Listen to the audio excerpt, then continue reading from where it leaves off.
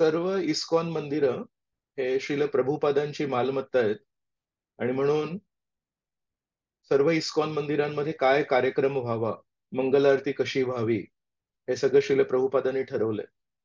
आपला हा सकाळचा जो मॉर्निंग प्रोग्राम आहे, मंगल आरतीमध्ये आपण भगवंतांची आरती करतो, पण त्यामध्ये आपण जे गुरुवाष्टकम गातो, ती गुरूंची स्तुती असते. वंदे गुरो श्री चरणारविंदम.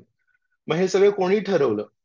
त्याच्यानंतर नरसिंग आरती, त्याच्यानंतर तुलसी आरती, त्याच्यानंतर शिक्षाष्टक, 10 नाम अपराध, त्याच्यानंतर भागवतम, गुरुपूजा, भागवतम. तर हे सगळं जे ठरवलं हे शिल प्रभुपादांनी ठरवलंय आणि म्हणून आपण शिल प्रभुपादांनी दिलेल्या आज्ञेचं पालन करण्याचा प्रयत्न करतोय बारामतीत. आणि आज त्या प्रयत्नांमध्ये आपण आणखी एक टप्पा मिळवलाय. तो म्हणजे की श्रील प्रभुपादांनी त्यांच्या सर्व मंदिरांमध्ये एक इच्छा व्यक्त केली होती की इस्कॉनच्या सर्व मंदिरांमध्ये दररोज श्रीमद भागवतांवर एक प्रवचन असावं, एक चर्चा असावी. आणि त्या दृष्टीने आपण एकेकाळी रविवारी श्रील प्रभुपादांचा भागवतम क्लास लावायचो, पण ते मग काही कारणांमुळे टिकलं नाही. तर आज त्या दृष्टीने श्रील प्रभुपादांना प्रसन्न करण्याच्या दृष्टीने, श्रील प्रभुपादांना आपण आज्ञा पालन करण्याच्या दृष्टीने आज आपण खूप मोठं एक पाऊल उचललंय की आजपासून आपण एक तयारी केली आहे. दर रविवारी आपण एकत्र येऊन श्रीमद भागवतांवर चर्चा करणार आहोत. कधी लाईव्ह करू, कधी ऑनलाईन करू, पण न चुकता दर रविवारी श्रील प्रभुपादांनी आपल्याला जी आज्ञा दिली आहे त्याचं पालन करण्यासाठी आपण एक प्रामाणिक प्रयत्न करूया. तर हीच एक सगळ्यात मोठी आजची गोष्ट आहे. आपलं खूप मोठं सौभाग्य आहे. श्री जीव गोस्वामी भक्ती रसामृत सिंधू वर त्यांचं जे तात्पर्य आहे, टीका आहे, त्यामध्ये लिहितात, श्रवणद्वारा किंचित अनुभूती. साधारणपणे धर्म, अध्यात्म या जगामध्ये असं मानलं जातं की हा श्रद्धेची गोष्ट आहे, श्रद्धेची बाब आहे. अहो, श्रद्धा ठेवा, परमेश्वरावर श्रद्धा ठेवा. पण वैष्णव धर्म, विशेष करून गौडीय वैष्णव धर्म, श्री चैतन्य महाप्रभू, श्री नित्यानंद प्रभू, रूप गोस्वामी, जीव गोस्वामी, आणि या परंपरेमध्ये आपल्याला जे मिळालंय, यामध्ये श्रद्धेवर तितकासा भर नाहीये. आपल्या मार्गामध्ये भर आहे अनुभवावर. श्री चैतन्य महाप्रभू आपल्याला म्हणतायत की मी जे कृष्ण प्रेम अनुभवतोय ते मी तुम्हाला वितरण करायला आलोय. आणि वितरण करायला आलोय म्हणजे साक्षात ती गोष्ट द्यायला आलेत. समजा एखादा व्यक्ती एखाद्या गोष्टीचं वितरण करत असेल, याचा अर्थ असा नाही की तो फक्त त्या गोष्टीच्या चित्रांचं वितरण करतोय. नाही, ती गोष्ट वितरण करतोय. उन्हाळ्याच्या दिवसांमध्ये आपण सगळे आंब्यांसाठी आसुसलेलो असतो. समजा कोणी म्हटलं, चला या सगळ्यांनी मी आंब्यांचे फोटो विकतोय, तर कोण कोणाला पाहिजेत आंब्यांचे फोटो? पण आंबे विकणारा व्यक्ती आंबे विकेल तेव्हाच लोक घेतील. आणि त्यामुळे आजच्या या कलियुगातही जेव्हा आपण बघतो की इस्कॉन मंदिरांमध्ये एक जमाव असतो, एक गर्दी असते, आणि जरी एका अर्थाने आपले नियम खूप मोठे मोठे नियम आहेत, 4 नियमांचं पालन करायचंय, रोज परमेश्वराचं नामस्मरण करायचंय, हे तर मिनिमम नियम आहेत.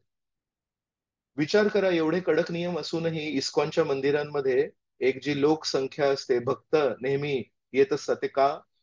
कारण इस्कॉनच्या मंदिरांमध्ये किंचित अनुभूती, एक अनुभव होत असतो. एक लक्षात येतं की परमेश्वर ही फक्त श्रद्धा ठेवण्याची गोष्ट नाहीये, परमेश्वर आपण अनुभव करू शकतो. तर भागवतामध्ये खूप सुंदर श्लोक आहे. शुकदेव गोस्वामी म्हणतात, भक्ती परेश अनुभवो विरक्तीर अन्यत्र चैष त्रिक एक काल प्रपद्यमानस यथाश्नतस्युस तुष्टी पुष्टी क्षुधा पयोनुघासम. या श्लोकामध्ये एक उपमा दिली आहे. सांगितलंय, भक्ती म्हणजे प्रेम, परेश अनुभव, परमेश्वराचा अनुभव, आणि तिसरी गोष्ट आहे विरक्ती. म्हणतात या तिन्ही गोष्टी एकाच वेळेस होतील. कोणाला? जो या मार्गामध्ये आहे, भागवत मार्गामध्ये आहे. आणि याच्यासाठी उपमा काय दिली आहे? म्हणतात जसं एखाद्या व्यक्तीला जेव्हा भूक लागलेली असते आणि जेव्हा तो एक एक घास खातो, तेव्हा 3 गोष्टी होतात. तुष्टी म्हणजे त्याला समाधान मिळतं. पुष्टी, पुष्टी म्हणजे त्याला शक्ती मिळते. आणि क्षुधा अपय, क्षुधा अपय म्हणजे त्याची जी भूक वाढलेली असते ती हळूहळू कमी होत जाते. तर असं नाहीये 10 घास घालल्यानंतर शक्ती मिळते, 20 घास खाल्ल्यानंतर समाधान मिळतं आणि 40 घास खाल्ल्यानंतर भूक कमी होते. पहिला घास खाल्ला, थोडा समाधान, थोडी शक्ती आणि थोडी भूक कमी झाली आणि प्रत्येक घासाने होते. तसंच किती सुंदर शुकदेव गोस्वामी आपल्याला उपमा देत आहेत. जितके पाऊल आपण परमेश्वराकडे घेऊ या भागवत मार्गामध्ये, प्रत्येक पावलोपावली आपल्याला एक गोड अनुभव होईल, परमेश्वरांच्या अस्तित्वाची एक जाणीव होईल आणि तिसरी, नको त्या अनर्थांपासून म्हणतात अनासक्ती निर्माण होईल. आपल्याला वेगळं वैराग्य अनुभव करण्याची किंवा त्याचं प्रॅक्टिस करण्याची गरज नाही. तर म्हणून भागवत मार्ग जो आहे हा केवळ श्रद्धेचा मार्ग नाही आहे. भागवत मार्ग आहे हा अनुभवाचा मार्ग आहे.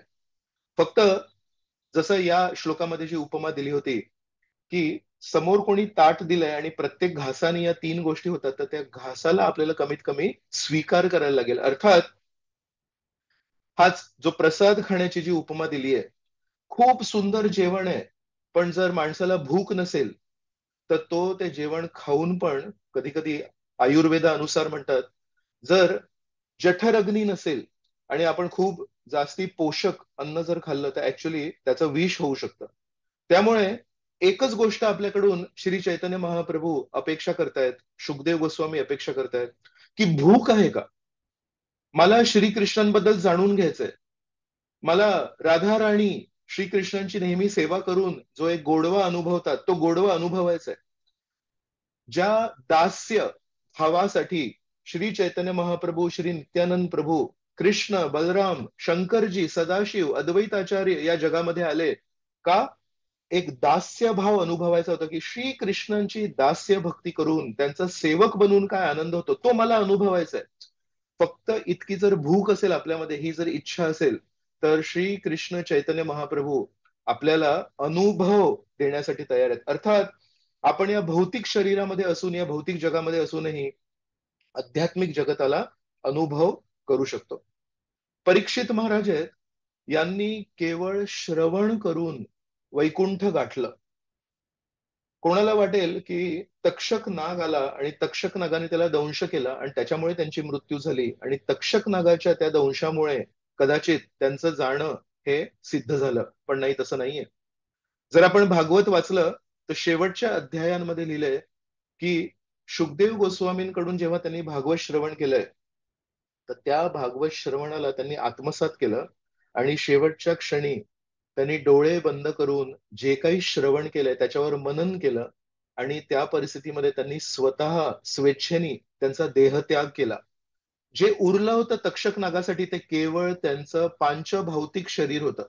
त्या केवळ पुतळ्याला त्या तक्षक नागाने दंश केला आणि ते ते जे शरीर होतं ते जळून गेलं. पण परीक्षित महाराज जे भगवत धामाला गेले, ते तक्षक नागामुळे नाही गेले, ते शुकदेव गोस्वामींच्या त्यांच्या वचनरूपी आशीर्वादामुळे गेले. मग विचार करा, परीक्षित महाराजांनी त्या 7 दिवसांमध्ये काही तीर्थाटन नव्हतं केलं.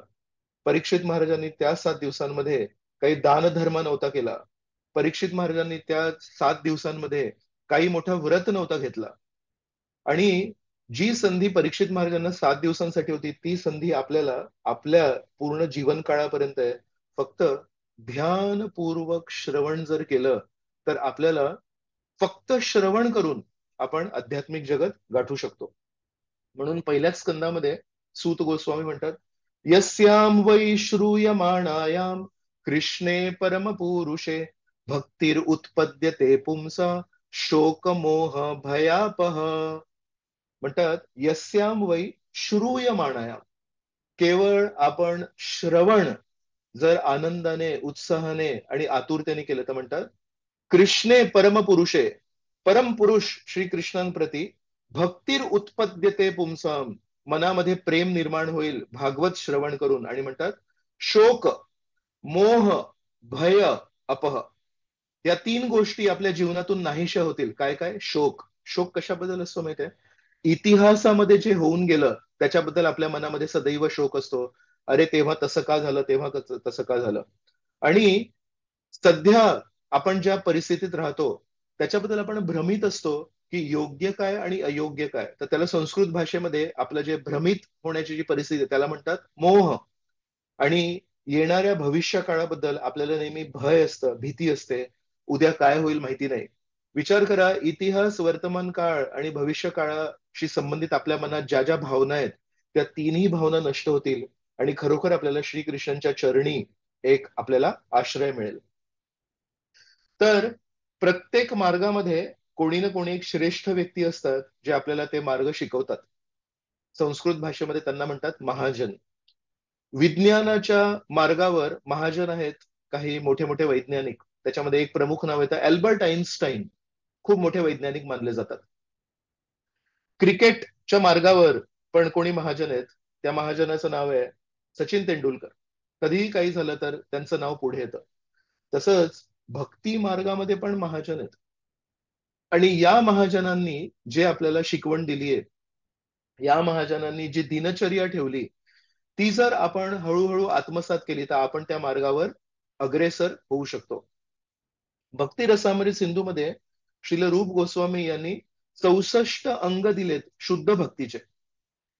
जर क्रिकेटबद्दल शिकायचं असेल तर क्रिकेटचा जो एक्सपर्ट खेळाडू आहे त्याच्याकडून शिकायला लागेल. तसं भक्ती मार्गामध्ये नक्की करायचंय काय?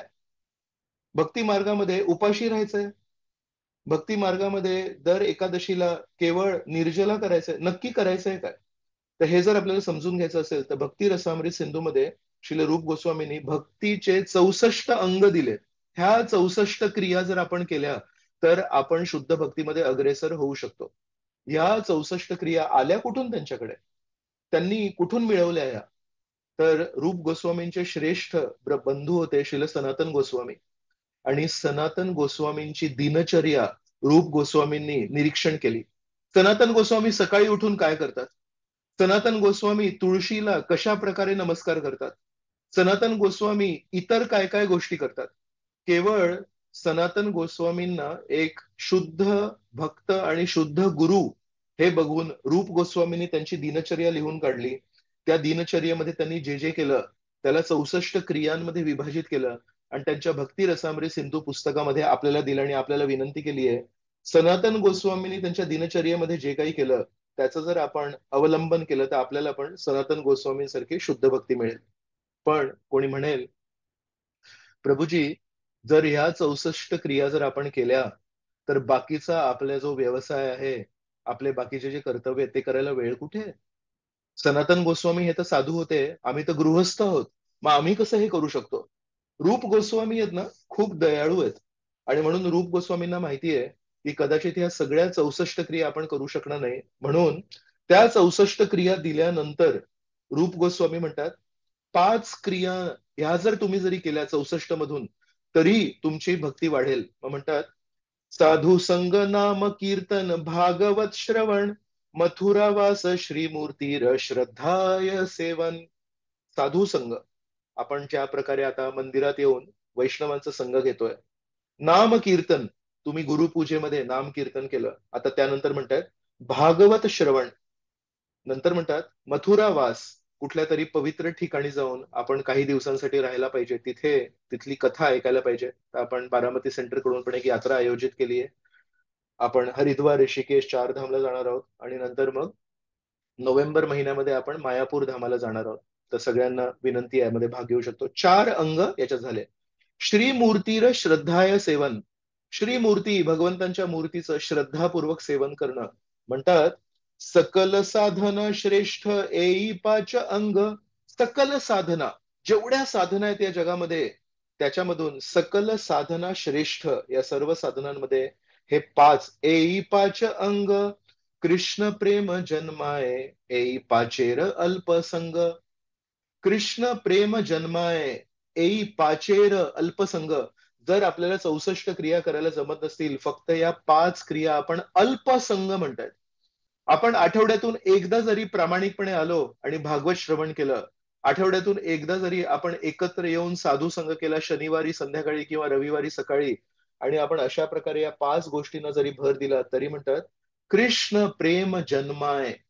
आपल्या सर्वांच्या हृदयामध्ये कृष्ण प्रेम जन्म होऊ शकेल. विचार करा, श्रील सनातन गोस्वामी, श्रील रूप गोस्वामी, श्री चैतन्य महाप्रभू हे किती दयाळू आहेत. आपल्या सारख्या पतित जीवांना पण कृष्ण प्रेम देण्याची इच्छा बाळगतायत. तर आपण त्यांच्या या प्रामाणिक प्रयत्नांना प्रतिसाद दिला पाहिजे आणि आपण म्हणायला पाहिजे, रूप गोस्वामी, तुमची इच्छा आहे ना आम्हाला कृष्ण प्रेम मिळावं, तुमच्या इच्छेला पूर्ती देण्यासाठी कदाचित श्री चैतन्य महाप्रभू आम्हाला देतील. आमची पात्रता दिसत नाहीये, पण तुमची इच्छा आहे तर आम्हाला मिळेल. तर आम्ही कमीत कमी एवढं करतो.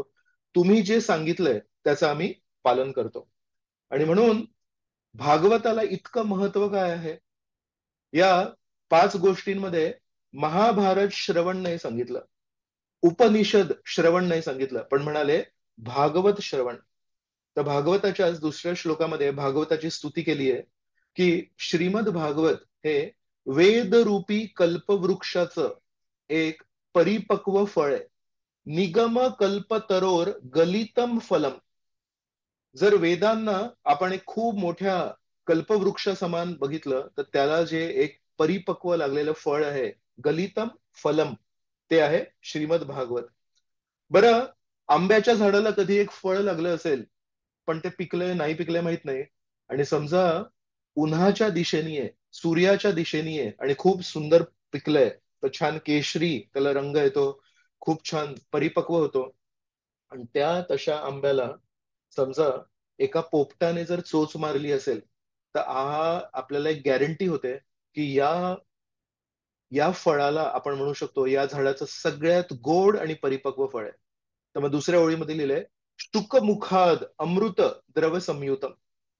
शुकदेव, संस्कृत भाषेमध्ये पोपटाला म्हणतात शुक. म्हणून वृंदावनामध्ये 2 पोपट आहेत, शुक आणि सारी. तर शुक आहे तो नर पोपट आहे आणि सारी आहे ती मादा पोपट आहे. आणि हे दोघं नेहमी श्रीकृष्ण आणि राधाराणींचे दासत्व करतात आणि नेहमी एकमेकांची खबर एकमेकांना पोहोचवतात, नेहमी स्तुती करत असतात. शुक सारी संवाद. तर तसा इथे शुकदेव आहेत. तर हे एका अर्थाने शुकदेव म्हणजे व्यास ऋषींचे पुत्र झाले, पण शुक म्हणजे पोपट पण झाला. तर सूत गोस्वामी आपल्याला सांगतायत, बघा, हे भागवत आहे ना, वेदरूपी कल्पवृक्षाचं परिपक्व फळ आहे, जे नैसर्गिक पद्धतीने पिकलंय. कारण सूर्यप्रकाशाच्या आतमध्ये कुठेतरी लपलेलं नाहीये. आणि त्या तशा परिपक्व फळाला शुकाने, पोपटाने एक चोच पण मारली आहे. बरं, या जगामध्ये जे फळ असतात त्यांना बाहेर साल असतं आणि आतमध्ये बी असते. पण हे जे भागवत रूपी फळ आहे, पहिल्या श्लोकापासून खूप सुंदर सुंदर त्याचा गर लागतो. म्हणजे त्याला ना साल नाहीये. आणि कोणी म्हणेल, आतमध्ये बी आहे का, कडक लागेल का दाताला? म्हणतात नाही, आतमध्ये बी पण नाही आणि बाहेर साल पण नाहीये. मग आता काय करायला पाहिजे अशा फळाला? रसाळ, मधुर, गोड फळ आहे. तर म्हणतात, पिबत भागवत रसम आलयम. आपण सगळ्यांनी या गोड फळाला चाखायला पाहिजे, गोड आंब्याच्या फळाला चाखायला पाहिजे. याला ना मिक्सरमध्ये फिरून रस करायची पण गरज नाहीये, खूप रसाळ आहे. आणि म्हणतात, मुहुर अहो रसिका भुवी भावुका, अहो रसिक जनो, या भागवत रूपी फळाला चाखा. आणि विश्वनाथ चक्रवर्ती ठाकूर आपले एक आचार्य आहेत, ते तर म्हणतात, याला चाखायचं आणि याचा गोडवा चाखून आपण बेशुद्ध होणार. किती गोड होता. बेशुद्ध अवस्थेमध्ये राहून काही वेळाने पुन्हा जागृत व्हायचं, पुन्हा एक चाव घ्यायचा, पुन्हा बेशुद्ध व्हायचं. अशा प्रकारे या भागवतामध्ये श्रीकृष्ण प्रति प्रेम जन्म होण्यासाठी जे काही दिलंय त्याचं आपण आस्वादन केलं पाहिजे. आणि या पुस्तकाला तात्पर्यासहित एसी भक्तिवेदांत स्वामी श्रील प्रभुपादांनी आपल्या सर्वांना दिलं. विचार करा, आपलं हे किती मोठं सौभाग्य आहे. तर श्रीमद भागवत हे इतकं शक्तिशाली ग्रंथ आहे, की सर्व आचार्यांचा, विशेष करून कृष्ण प्रेमासाठी याच्यावर भर आहे. तर आपण याची शक्ती आणि याचा महिमा ऐकण्यासाठी एक कथा ऐकूया. तर श्री चैतन्य भागवतामध्ये एक कहाणी दिली आहे.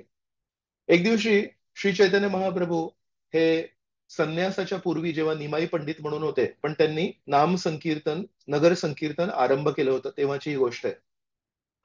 तर नवद्वीप क्षेत्रामध्ये श्री चैतन्य महाप्रभू आपल्या भक्तांसह नाम संकीर्तन करत करत जात होते. आणि एका ठिकाणी पोहोचले. त्या घराच्या जवळून जेव्हा हे लोक जात होते, एक लक्षात आलं की या घरामध्ये काहीतरी भागवतावर कोणी प्रवचन करतायत किंवा कोणी चर्चा करतायत. तर हे घर होतं एका महान वक्त्याचं. या वक्त्याचं नाव होतं श्री देवानंद पंडित. आणि हे देवानंद पंडित होते, हे यांना जेव्हा वृंदावनदास ठाकूर भागवताचे जे लेखक आहेत ते आपल्याला सांगतायत, सुशांत व्यक्ती होते हे.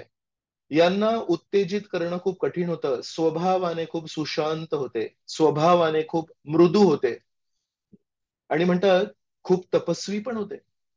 खाण्यापिण्याच्या बाबतीमध्ये अल्प अल्प आहार घ्यायचे आणि म्हणतात यांचे कठोर ब्रह्मचर्याचे व्रत होते.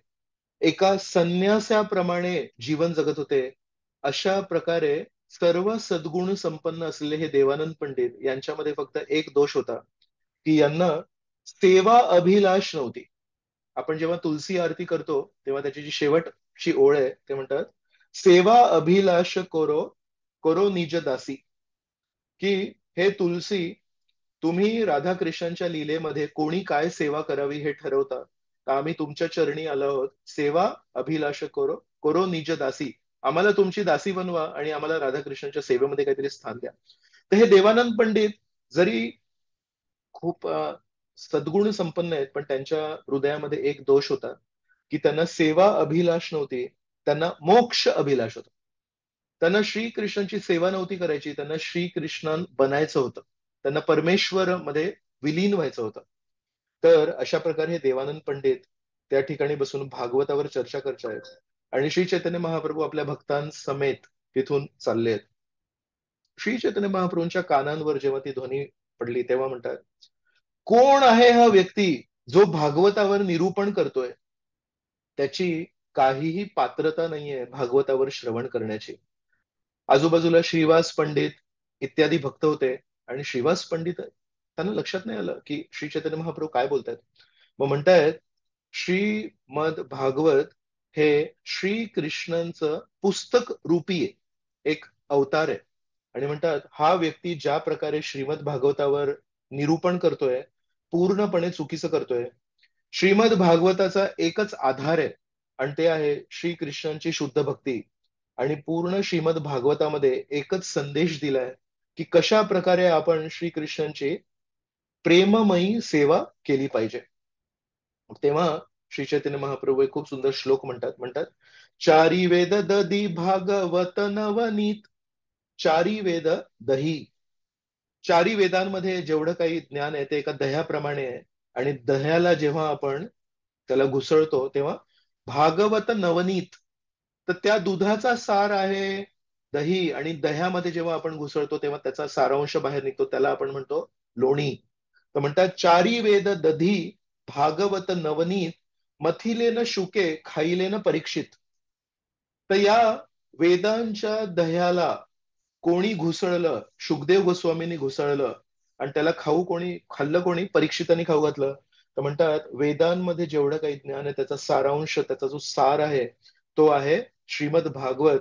आणि या भागवताला आज हा व्यक्ती चुकीच्या दृष्टीने निरूपण करतोय. श्री चैतन्य महाप्रभू तेव्हा म्हणाले, शुकदेव गोस्वामी मला जाणतात. शुकदेव गोस्वामींना माहिती आहे की माझ्या मनात काय आहे आणि ज्या प्रकारे हा व्यक्ती या चुकीचं निरूपण करतोय, पूर्णपणे मला हे अमान्य आहे. आणि श्री चैतन्य महाप्रभू इतके चिडले, म्हणाले, मी त्याच्या नोट्सचं जे पुस्तक आहे ज्यावर आधारित तो निरूपण करतोय त्याला फाडून टाकीन, त्याचे चिथडे चिथडे करीन. आणि श्री चैतन्य महाप्रभू त्याच्या घरामध्ये प्रवेश करायला असे धावले. श्रीवास पंडित आणि इतर भक्तांनी श्री चैतन्य महाप्रभूंना धरलं आणि म्हणाले, महाप्रभू असं करू नका, आपल्याला काय घेणं देणं आहे, आपण तिथून निघून जाऊ. आणि श्री चैतन्य महाप्रभू तिथून निघून गेले. काही दिवसांनी श्री चैतन्य महाप्रभू पुन्हा एकदा त्याच गल्लीतून चालले आहेत आणि काही अंतरावर तिथे वृंदावनदास ठाकूर आपल्याला सांगतात, एक मदिरा दुकान होतं आणि त्या मदिरा दुकानाच्या शेजारून जेव्हा श्री चैतन्य महाप्रभू जात होते तेव्हा आपण त्यांना निमाई पंडित म्हणूया. निमाई पंडिताला त्या मदिराच्या दुकानातील काही लोकांनी बघितलं आणि त्यांना बघून त्यांना आकर्षण निर्माण झालं निमाई पंडिताप्रती आणि एकमेकांशी बोलायला लागले, अरे हा तर निमाई पंडित आहे. आणि याची वागणूक आहे ना एका खूप चांगल्या सज्जनासारखी असते. निमाई पंडित ज्या प्रकारे चालतात, निमाई पंडित ज्या प्रकारे हरिनाम करतात, ते किती आकर्षक आहे. आणि असं म्हणून हे सगळे मदिरा पान केलेले व्यक्ती जे थोडेसे मत्त होते, उभे झाले आणि हरी हरी बोलायला लागले. आणि हरी हरी बोलत ज्या प्रकारे श्री चैतन्य महाप्रभू इतर वैष्णवांना नृत्य करायला शिकवायचे, हात असे वर करून, त्या प्रकारे मदिरा पिऊन मत्त झालेले हे एका अर्थाने आपण म्हणू मदिरा मत्त. मदिरा मत्त लोक हात वर करून एकमेकांचा हात धरून एक रिंगण करून नृत्य करायला लागले.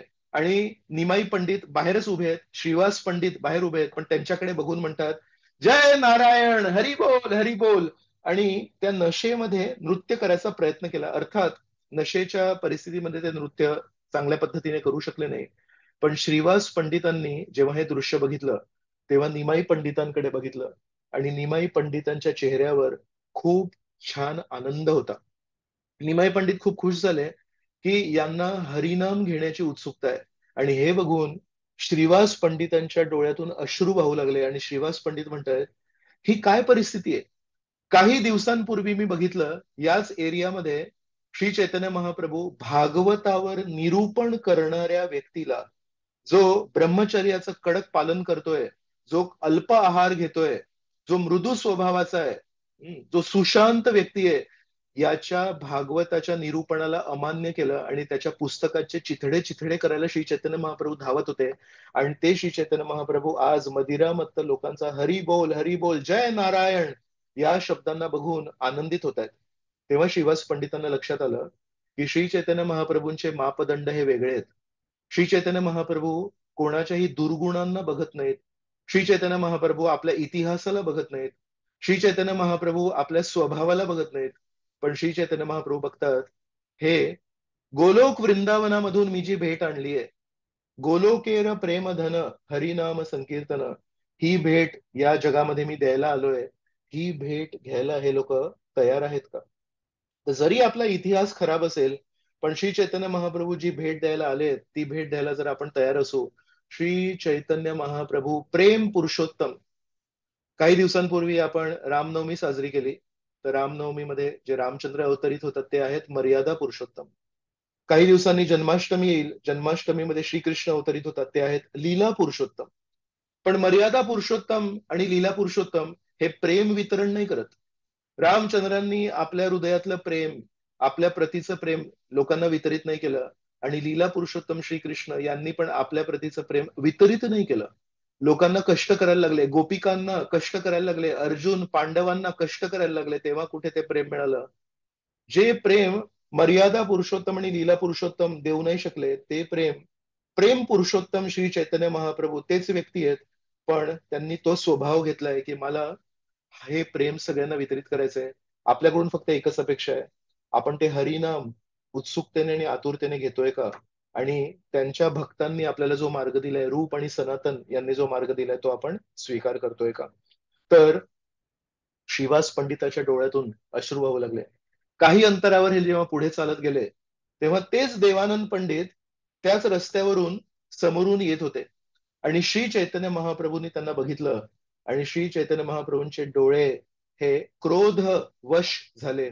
आणि श्री चैतन्य महाप्रभू त्यांच्याकडे बघून एक त्यांच्या स्मृतीमध्ये एक गोष्ट आली. तर ही गोष्ट आहे, जेव्हा निमाई पंडित हे अजूनही भक्तीचा प्रसार करायला तयार नव्हते झाले. निमाई पंडितांनी तेव्हापर्यंत भक्ती सुरू नव्हती केली, नामसंकीर्तन सुरू नव्हतं केलं. पण त्या काळात पण आपल्या सर्वांना माहिती आहे, श्रीवास पंडित, अद्वैत आचार्य हे शुद्ध वैष्णव होते. हरिदास ठाकूर आणि हे आपापल्या घरी बसून नाम संकीर्तन करायचे, कधीतरी एकत्र यायचे. 4-5 वैष्णव होते. आणि हे 4-5 वैष्णव नेहमी विचार करायचे, या नवद्वीपमध्ये सगळेजण मोठे मोठे विद्वान आहेत आणि वेदांमध्ये पारंगत आहेत, पण कोणालाही कृष्ण भक्ती नाही करायची. आणि नेहमी हे लोक प्रार्थना करायचे परमेश्वराला, हे परमेश्वरा, हे सगळे खूप मोठे मोठे पंडित आहेत, पण यांना सर्व वेदांचा जो अंतिम ध्येय आहे, वेदैश्च सर्वैर अहम एव वेद्य वेदांत कृत वेदविद एव चाहम. श्रीकृष्ण भगवद्गीतेमध्ये 15व्या अध्यायामध्ये म्हणतात, सर्व वेदांना जाणून काय गाठायचंय? म्हणतात मला गाठायचंय. 7व्या अध्यायामध्ये म्हणतात, बहुनाम जन्मनाम अंते ज्ञानवान माम प्रपद्यते. म्हणतात, जो खरा ज्ञानवान व्यक्ती आहे तो अनेक अनेक जन्मांनंतर मला शरण जातो. तर हे अद्वैताचार्य श्रीवास पंडित नेहमी हा विचार करायचे. तर त्या काळची गोष्ट आहे ही. श्रीवास पंडितांना कोणीतरी सांगितलं की देवानंद पंडित भागवतावर निरूपण करतायत आणि पूर्ण नवद्वीपमध्ये मोठे मोठे पंडित इतर विषयांवर चर्चा करतायत. तर श्रीवास पंडितांना ते खूप आवडलं. आणि ती एक सभा चालू होती जेव्हा देवानंद पंडित त्यांच्या काही शिष्यांना भागवतावर निरूपण करतायत. श्रीवास पंडित इतके शुद्ध भक्त आहेत, इतके नम्र आहेत. असं नाही की समोर जाऊन बसले, अशा कोपऱ्यात कुठेतरी जाऊन बसले आणि खूप आनंदाने ते भागवत ऐकत होते. देवानंद पंडित जरी स्वतः अभक्त असतील तरी शेवटी भागवतातल्या कहाणी किंवा गोष्टी सांगत होत्या.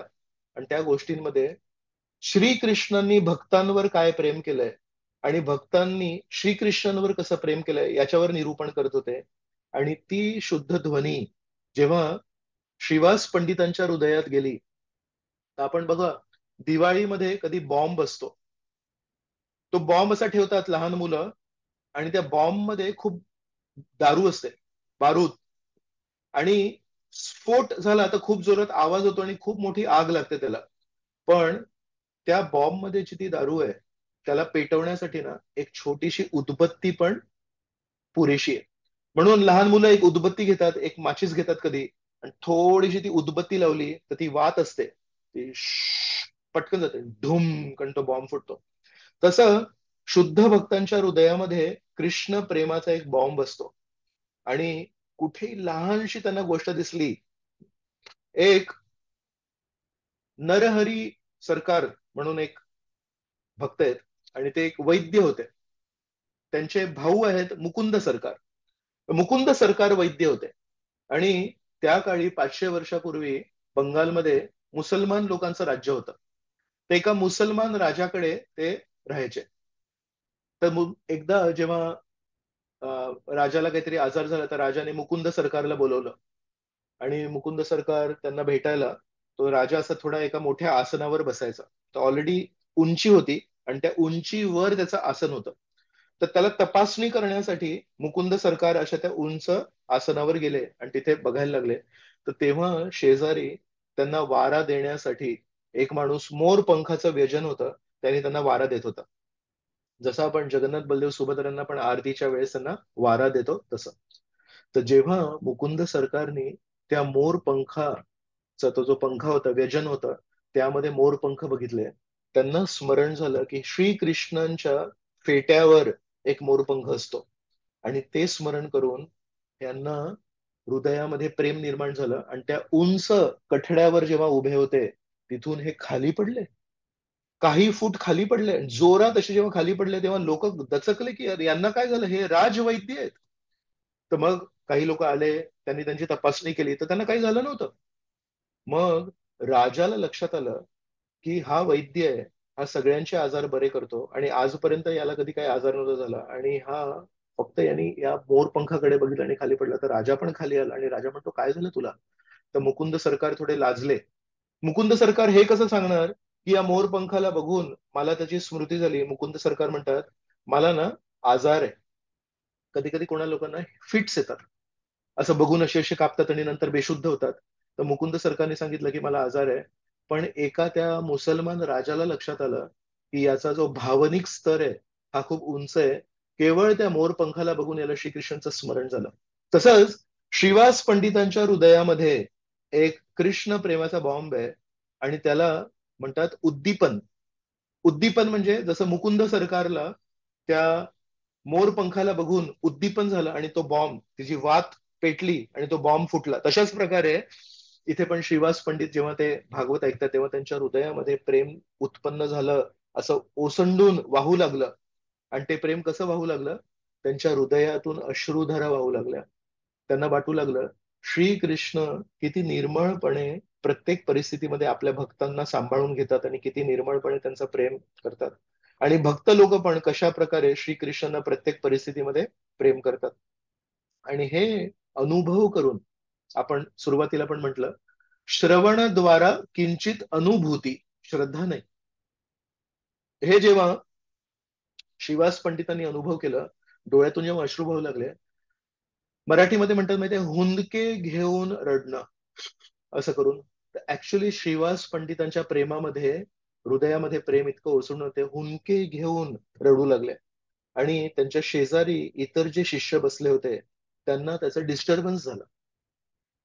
तर काही शिष्य जे बसले होते ते विचार करतायत, याला काय झालं, चुपचाप कथा ऐक ना, हा काय रडतोय आणि हुंदके घेतोय. तर काही या शिष्यांनी आपापसामध्ये चर्चा केली आणि म्हणाले याला बाहेर काढा. आणि म्हणून काही शिष्य उठले आणि श्रीवास पंडितांना उचललं. आणि श्रीवास पंडित अजूनही भावनिक स्तरावर आहेत आणि विचार करतायत की श्रीकृष्ण कसे प्रेम करतात आणि भक्त श्रीकृष्णांवर कसे प्रेम करतायत. आणि त्यांना घेऊन बाहेर नेऊन सोडलं. आणि हे दृश्य वक्त्यांनी बघितलं होतं. देवानंद पंडितांनी हे सगळं दृश्य बघितलं होतं. पण देवानंद पंडितांनी पण एक शब्द बोलले नाही. अर्थात देवानंद पंडितांनी पण याची स्वीकृती केली की हो याला बाहेर काढा, हा डिस्टर्ब करतोय माझ्या प्रवचनामध्ये. ही घटना श्रीवास पंडितांनी कोणाला सांगितली नव्हती.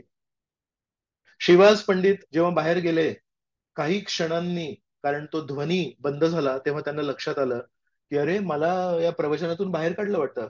आणि त्यांना लक्षात आलं की जबरदस्तीने त्यांना बाहेर काढलंय. त्यांच्या मनामध्ये खूप दुःख झालं. का? त्यांना बाहेर काढल्याचं दुःख नाही झालं. त्यांना अपमानित केल्याचं दुःख नाही झालं. जी भागवत कथा ते ऐकत होते ती भागवत कथा थांबली त्याचं दुःख झालं. आणि घरी जाऊन शांतपणे बसले, कोणाला कधी बोलले नाही. श्री चैतन्य महाप्रभू तेच राम आहेत, तेच श्रीकृष्ण आहेत आणि तेच परमात्मा आहेत. श्री चैतन्य महाप्रभूंना ही कथा माहिती होती.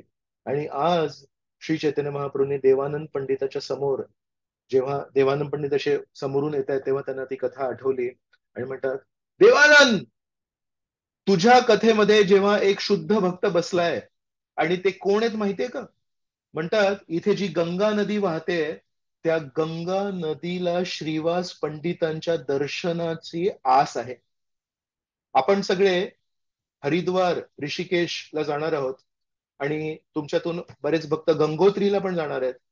आपण बारामतीहून बऱ्यापैकी लक्ष्मी खर्च करून उत्तराखंड पर्यंत चाललोय.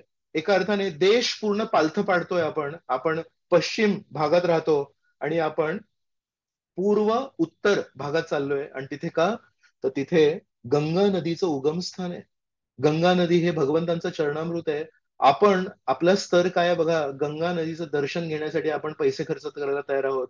आणि निमाई पंडित या परिस्थितीमध्ये देवानंद पंडितांना सांगतायत, ज्या श्रीवास पंडितांचं दर्शन घेण्यासाठी गंगादेवी आसुसलेली आहे ते श्रीवास पंडित तुझ्या कथेमध्ये बसलेले होते. आणि त्यांच्या तिथे उपस्थितीमुळे तुझी कथा नीट चालू होती. आणि तू अहंकार केलास आणि त्या श्रीवास पंडिताला बाहेर काढलास. तुझ्या अहंकाराला काही मोजमाप नाहीये. आणि म्हणून म्हणतात, तुला हे कळतंय का की तू काय करतोयस? मी तुला सांगतो, तुला भागवताचा एक अक्षर कळला नाहीये. आणि भागवताचा जो सारांश आहे, भागवताचा जो तात्पर्य आहे, तुला पूर्ण आयुष्यभरामध्ये कधी कळणार नाही. कारण तू एका शुद्ध भक्ताचा अपमान केलायस. तुझ्यामध्ये जरी बाकीचे सद्गुण असू दे, पण कारण तुझ्यामध्ये भक्तांना मान करायची इच्छा नाहीये, म्हणून तुझ्या निरूपणामध्ये जे लोक श्रवण करतायत त्यांच्या हृदयामध्ये पण कधी कृष्ण प्रेम जन्मणार नाही. आपण या आजच्या चर्चेच्या सुरुवातीला आपण म्हणालो होतो, कृष्ण प्रेम जन्माये येई पाचेर अल्पसंग. भागवत आपण थोडं जरी सत्संग केला भागवताचा तर आपल्या हृदयामध्ये कृष्ण प्रेम येईल. पण श्री चैतन्य महाप्रभू जे प्रेम वितरित करायला आले ते श्री चैतन्य महाप्रभू देवानंद पंडितांना म्हणाले, तुला किती प्रवचन करायचे ते कर, तुला किती निरूपण करायचं ते कर. ना तुला कृष्ण प्रेम मिळेल ना तुझ्या श्रोत्यांना कृष्ण प्रेम मिळेल. का माहितीये? मी म्हंटल होतं की श्रीकृष्णांचे वेगवेगळे अवतार आहेत. श्रीकृष्ण जेव्हा पर्वताचं रूप घेतात तेव्हा गोवर्धन पर्वत बनतात. श्रीकृष्ण जेव्हा अन्नाचं रूप घेतात तेव्हा त्याला महाप्रसाद म्हणतात. श्रीकृष्ण जेव्हा एक आकार घेतात, एक काष्ठ लाकडाचा आकार घेतात तेव्हा त्यांना मूर्ती म्हणतात. तसंच श्री चैतन्य श्रीकृष्ण जेव्हा एका पुस्तकाचं रूप घेतात तेव्हा त्याला श्री भागवत म्हणतात. अर्थात जसं श्रीकृष्ण एक जिवंत व्यक्ती आहेत तसं भागवत पण एक जिवंत व्यक्ती आहे.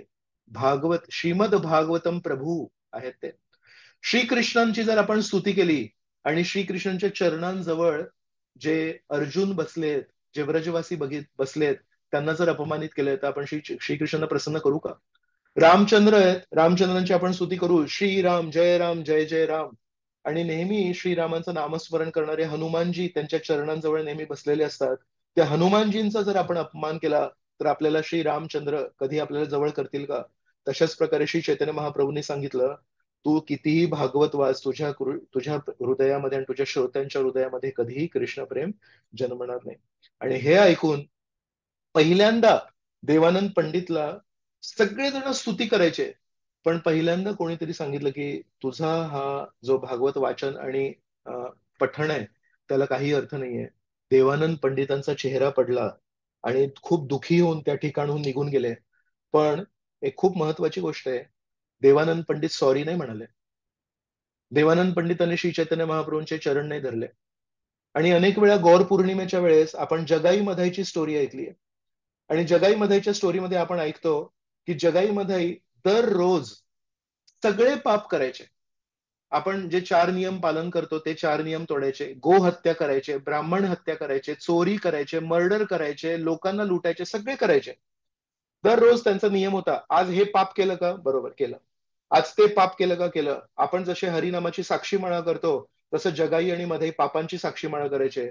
पण जगाई आणि मधाई जेव्हा श्री चैतन्य महाप्रभूंसमोर आले, तेव्हा माधाई यांनी श्री चैतन्य महाप्रभूंचे पाय धरले.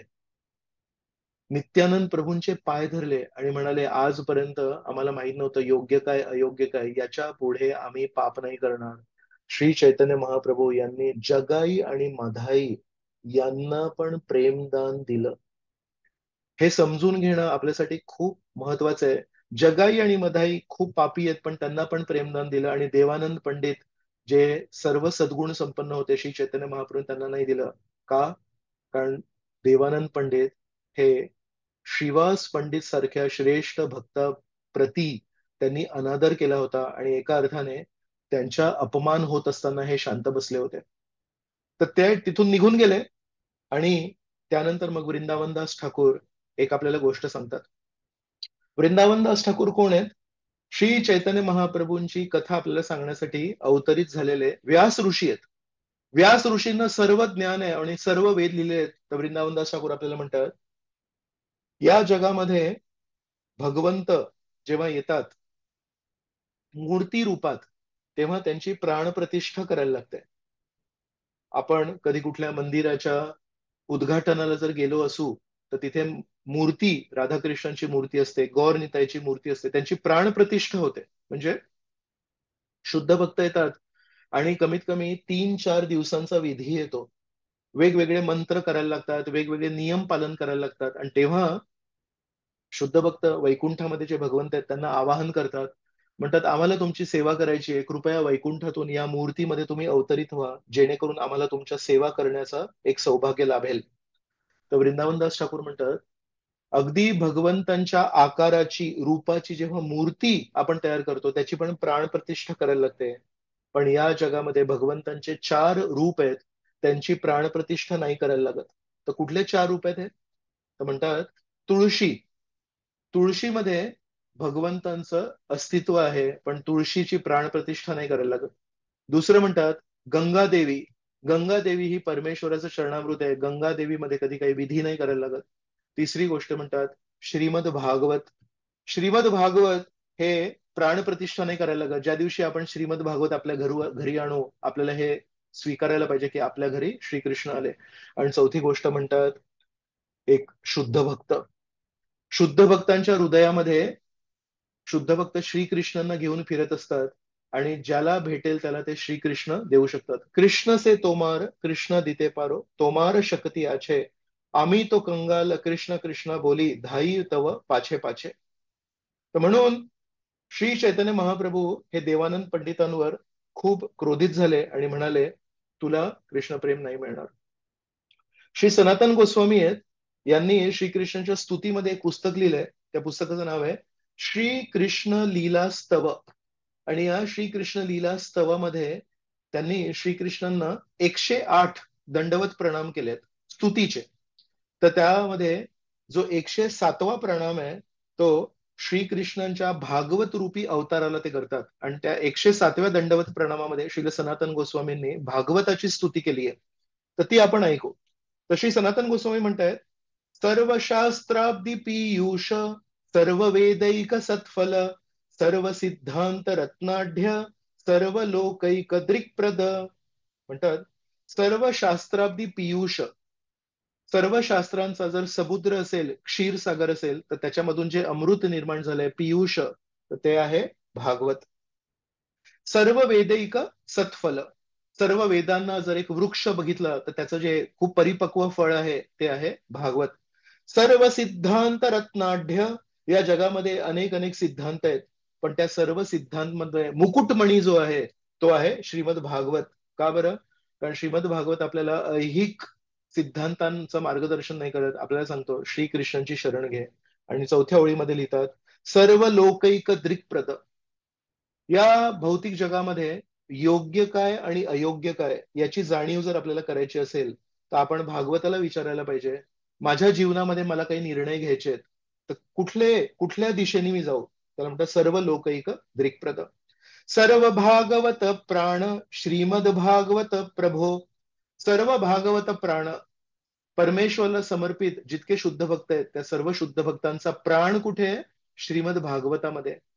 श्रील प्रभुपाद दिवसभर मीटिंग्स करायचे, प्रवास करायचे, लोकांना मार्गदर्शन करायचे, दीक्षा द्यायचे, मंदिरांचं उद्घाटन करायचे, समाजामधल्या श्रेष्ठ लोकांना भेटायचे. पण रात्री जेव्हा शांती असायची तेव्हा काय करायचे? म्हणतात 1-1:30 वाजता उठायचे श्रील प्रभुपाद आणि सकाळी 4:30 पर्यंत त्या शांत अवस्थेमध्ये दररोज आपल्या झोपेला त्यांनी बाजूला केलं. आपण झोप एक दिवस नाही झाली तर आपण कसे? विचित्र परिस्थिती होती आपली. श्रील प्रभुपादांनी वर्षानुवर्ष आपली झोप बाजूला ठेवली. का? तर तुम्हाला आणि आम्हाला त्यांच्या हृदयामधले श्रीमद भागवताचे निरूपणाचे जे शुद्ध भक्तांचे विचार आहेत, गुरु शिष्य परंपरेमध्ये मिळालेले, ते आपल्याला देण्यासाठी. म्हणून सर्व भागवत प्राण श्रीमद भागवतम प्रभो. व्यक्ती भागवत आणि पुस्तक भागवत दोन भागवत आहेत. व्यक्ती भागवताचा प्राण असतो पुस्तक भागवतामध्ये. सर्व भागवत प्राण श्रीमद भागवतम प्रभो. ध्वांत उदिताद्य. ध्वांत उदित आदित्य. आदित्य म्हणजे सूर्य. तर या कलियुगामध्ये जो अंधकार आहे त्याला नष्ट करण्यासाठी जो आदित्य उगवलाय तो आहे श्रीकृष्ण परिवर्तित.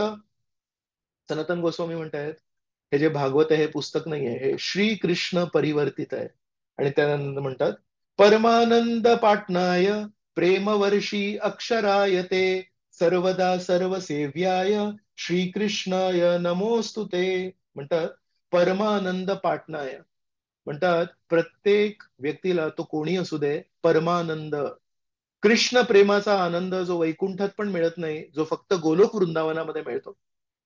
जिथे नारायण राहतात त्या वैकुंठ ग्रहामध्ये पण कृष्ण प्रेमाचा आनंद नसतो. परमानंद तो फक्त भौतिक जगाच्या पलीकडे नाहीये, वैकुंठाच्या पलीकडे, अयोध्येच्या पलीकडे, नरसिंह देवांचं जे वैकुंठ ग्रह आहे त्याच्या पलीकडे फक्त कृष्ण ग्रह जे आहे गोलोक वृंदावन तिथे तो म्हणतो परमानंद पाटणाय प्रेमवर्षी अक्षरायते. या श्रीमद भागवताच्या प्रत्येक अक्षरामध्ये शुद्ध कृष्ण प्रेमाची वर्षा होते. सर्वदा सर्व सेव्याय, प्रत्येक परिस्थितीमध्ये प्रत्येकाद्वारे सेव्य जर काही गोष्ट असेल तर ते आहे श्रीमद भागवत. आणि आपल्याला सांगतात श्रीकृष्णाय नमोस्तुते. हे श्रीकृष्ण आहेत, यांना आपण नमस्कार केलेला पाहिजे. मग म्हणतात मद एक बंधो मद संगीन मद गुरो मद महाधन मद निस्तारक मद भाग्य मद आनंद नमोस्तुते. म्हणतात मद एक बंधू, सनातन गोस्वामी म्हणतात माझा एकच एक खरा शुभचिंतक नातेवाईक आहे श्रीमद भागवतम. मद संगीन माझा मित्र आहे. मद गुरु श्रीमद भागवतम माझा गुरु आहे. मद महाधन माझं महाधन हे श्रीमद भागवत आहे. मद निस्तारक, या भौतिक जगाच्या पलीकडे मला घेऊन जाण्यासाठी निस्तारक कोण आहे? श्रीमद भागवत आहे. मद भाग्य, माझं भाग्य आहे की मला श्रीमद भागवत मिळालंय. मद आनंद नमोस्तुते, माझ्या जीवनामध्ये एकच आनंद आहे, तो आहे श्रीमद भागवत. मग शेवटच्या एका श्लोकामध्ये नम्रपणे म्हणतात असाधू साधुता दाईन अति नीचोच्च तारक हा नमुंच कदाचित माम प्रेमणा हृदकिंठय स्फुर. म्हणतात असाधू साधुता दाईन, जर कोणी व्यक्ती असाधू असेल, सज्जन नसेल, पण त्यांनी जर भागवतम श्रवण केलं तर तो साधू बनेल, तो सज्जन बनेल. साधू म्हणजे लांब केस असणारे भगवे कपडे घालणारे साधू नाही. संस्कृत भाषेमध्ये साधू म्हणजे सज्जन किंवा चांगले गुण असणारा व्यक्ती, चांगली गोष्ट साधू. तर इथे म्हणताय असाधू साधुता दाईन. श्रीमद भागवत प्रत्येकाला सज्जन बनवू शकतो, या जगामध्ये प्रत्येक आई वडिलांना हृदयामध्ये नेहमी एक चिंता असते, आमचे मुलं उद्या सुसंस्कृत बनतील का? त्यांना वाईट सवयींपासून आपण वाचवू शकतो का?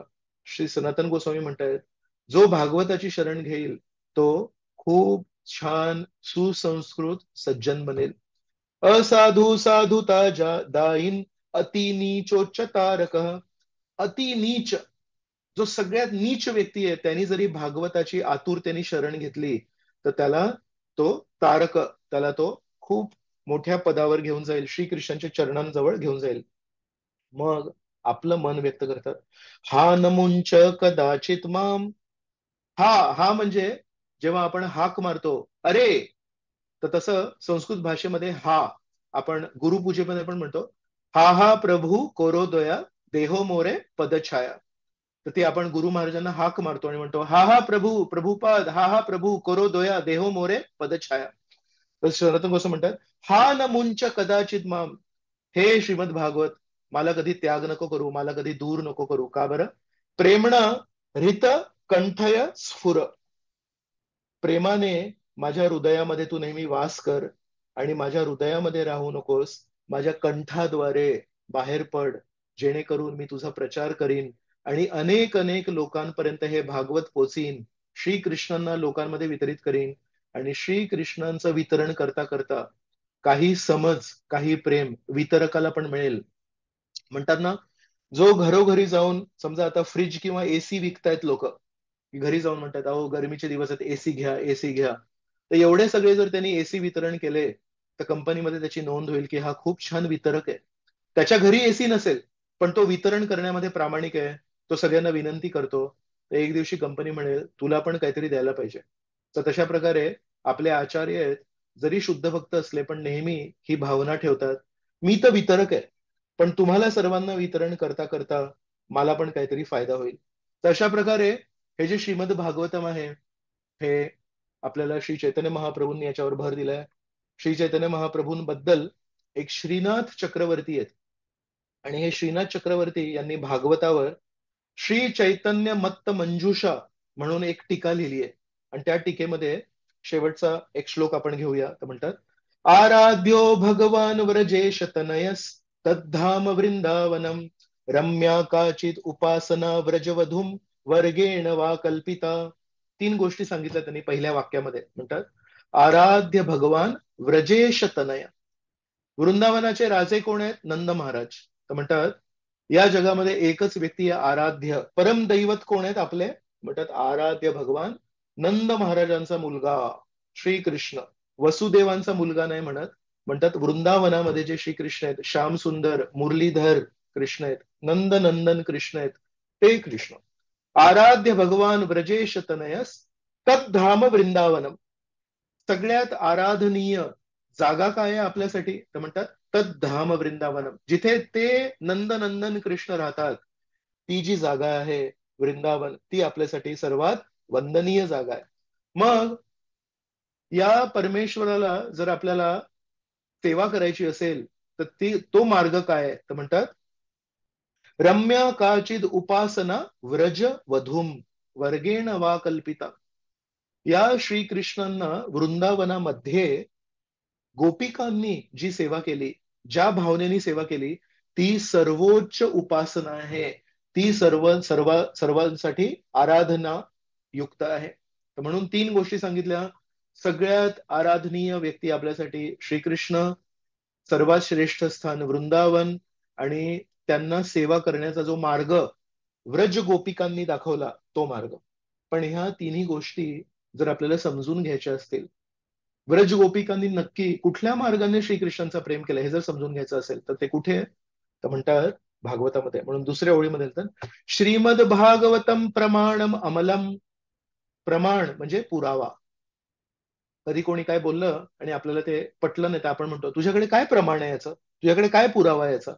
तसं श्री चैतन्य महाप्रभू म्हणतायत, या तिन्ही गोष्टींचं प्रमाण आहे श्रीमद भागवतम प्रमाणम अमलम. श्रीकृष्ण कोण आहेत? वृंदावनाचा महिमा काय आहे? आणि व्रज गोपिका, विशेष म्हणजे श्रीमती राधाराणींचं श्रेष्ठ स्थान काय आहे, हे आपल्याला कसं कळेल? हे सगळं दिलं आहे श्रीमद भागवतामध्ये. म्हणून पुरावा जर आपल्याला पाहिजे असेल तर तो आहे श्रीमद भागवतामध्ये. म्हणतात श्रीमद भागवतम प्रमाणम अमलम यद वैष्णवानां प्रियम. सर्व वैष्णवांना एक पुस्तक खूप प्रिय आहे, हृदयाच्या जवळ नेहमी ठेवतात. म्हणतात श्री चैतन्य महाप्रभोर मतमिदम तत्रादराना परा. आणि हे जे मत आहे हे श्री चैतन्य महाप्रभूंनी दिलेलं मत आहे. आणि म्हणतात तत्र आदर न परा. याच्यापेक्षा सर्वात वर श्रेष्ठ आदर आपण दुसऱ्या कोणाला देऊ शकत नाही. म्हणून श्री चैतन्य महाप्रभू हे युग अवतार आहेत. कलियुगामध्ये परमेश्वरला जर प्राप्त करायचं असेल तर श्री चैतन्य महाप्रभूंना विचारायचं आहे. श्री चैतन्य महाप्रभूंचं मत आहे की श्रीमद भागवतम प्रमाणम अमलम यद वैष्णवानां प्रियम. का तर त्याच्यामध्ये आराध्यो भगवान व्रजेश तनय तद्धाम वृंदावन रम्या काचिद उपासना. म्हणून या श्रीमद भागवताला श्री चैतन्य महाप्रभूंनी आपल्या सर्वात आराध्य पुस्तक दिलंय. आणि आज आपलं खूप मोठं सौभाग्य आहे की आजपासून आपण ही सुसंधी घेतोय आणि दर रविवारी श्रीमद भागवतावर आपण चर्चा करणार आहोत. तर सर्व टीएमसी मेंबर्स आणि आपला जो प्रचार विभाग आहे यांच्याप्रती, सर्व भक्तांप्रती मी खूप खूप आभारी आहे की आपण अशा प्रकारे एकत्र येऊन दर रविवारी आपण एक हा क्लास सुरू केलाय. आणि आपण श्रील प्रभुपादांना प्रार्थना करूया की श्री चैतन्य महाप्रभूंनी जे दिलं ते रूप आणि सनातननी जीव गोस्वामींना दिलं आणि गुरु शिष्य परंपरेमध्ये तुमच्यापर्यंत आलं. पण प्रभुपादांपर्यंत येईपर्यंत ते केवळ संस्कृत भाषेमध्ये होतं. हे सर्व आचार्य संस्कृत टीका लिहिल्या त्यांनी. जेवढं पण त्यांचं जे निरूपण आहे, जीव गोस्वामींचं निरूपण आहे, ते पण त्यांनी संस्कृत भाषेमध्ये लिहिलंय. पण श्रील प्रभुपादांना आपल्यावर दया आली आणि त्या संस्कृत भाषेमध्ये सर्व आचार्यांची जी टीका आहे ते त्यांनी आपल्याला आपल्या दैनंदिन बोलणाऱ्या भाषेत दिली. आणि भक्तांनी त्याचं पण ट्रान्सलेशन करून आपल्याला मराठी भाषेत दिलंय. आणि आज आपण प्रभुपादांनी आपल्याला जे दिलंय, श्री चैतन्य महाप्रभूंनी ज्या पुस्तकावर भर दिलाय आणि श्रीकृष्ण परिवर्तित, श्रीकृष्ण ज्या पुस्तक रूपी आपल्या जीवनात आले त्याला आपण चर्चा करण्याचं आपलं खूप मोठं सौभाग्य आज आपल्याला मिळालंय. आपण श्रील प्रभुपादांना, श्रील रूप गोस्वामी, श्री सनातन गोस्वामी आणि श्री चैतन्य महाप्रभू आणि श्रीवास पंडित या सर्वांना नमस्कार करू, त्यांच्या प्रती आभार व्यक्त करू आणि त्यांना एक आशीर्वाद मागू की जीवनामध्ये कितीही घडामोडी झाल्या तरी पण श्रीमद भागवताला आपण हृदयामध्ये नेहमी एक स्थान देऊ विशेष. आणि श्रीमद भागवताला आपल्या जीवनामध्ये जर प्राधान्य दिलं तर हळूहळू हळू जे धन श्री चैतन्य महाप्रभू या जगामध्ये आले होते द्यायला, ते धन कदाचित आपल्या हृदयामध्ये पण प्रेरित होईल. तर जय श्रीमद भागवत महापुराण की जय. जय श्रील प्रभुपाद की जय. अनंत कोटी वैष्णव वृंद की जय. जय निताय गौर प्रेमानंदे. हरि हरि बोल. लोकेश्वर कृष्ण प्रभू, समजा कोणाला एक प्रश्न असेल तर आपण एक प्रश्न घेऊ शकतो.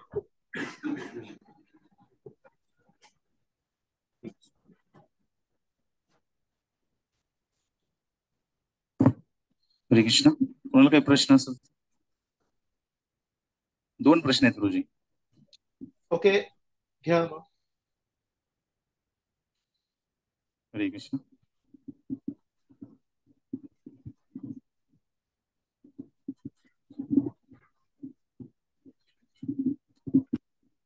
हरे कृष्ण. प्रभूजी दंडवत प्रणाम.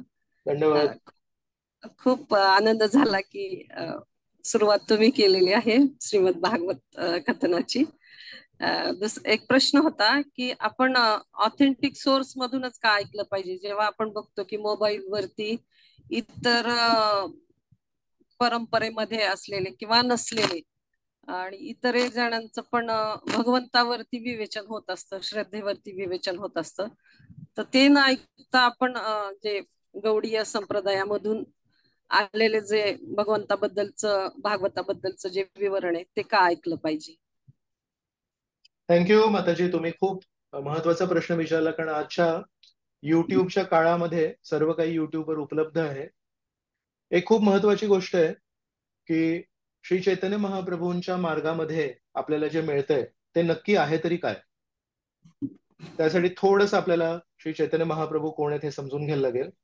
श्रीकृष्ण जेव्हा वृंदावनामध्ये शुद्ध प्रेम अनुभवतायत तेव्हा मनामध्ये एक विचार आला की मी सर्व या माझ्या भक्तांना, सेवकांना बघतो की माझी सेवा करताना हे अति आनंदित आहेत.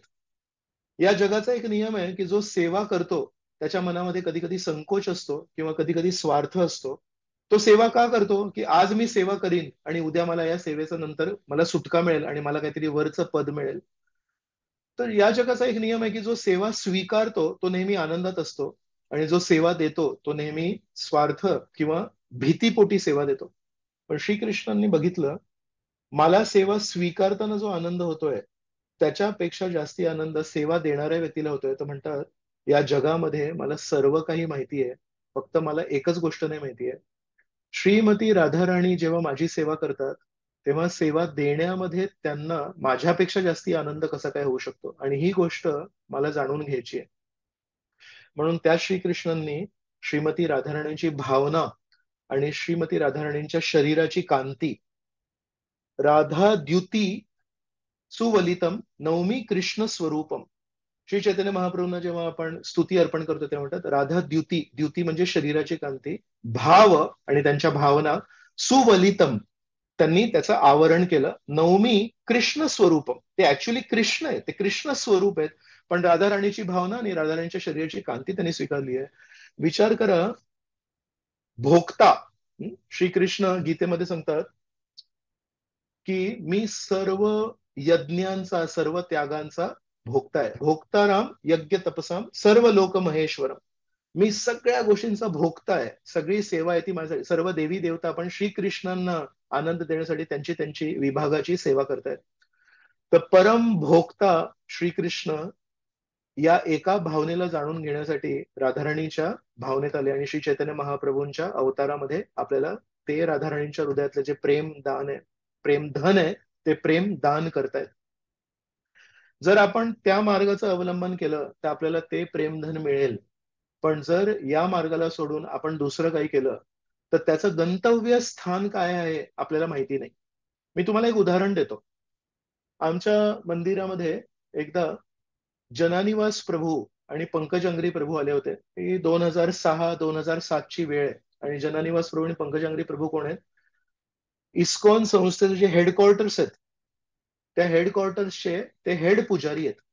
जर आपण मायापूरला गेलो आणि राधा माधव पंचतत्व बघितले तर त्यांचे जे हेड पुजारी आहेत, म्हणजे एका अर्थाने आपली जागतिक संस्था आहे, वैश्विक संस्था आहे, त्या वैश्विक संस्थेमध्ये हेड पुजारी, जेवढे लाखो भक्त आहेत इस्कॉनचे त्याच्यामध्ये सगळ्यात मोठे पुजारी आहेत जनानिवास प्रभू.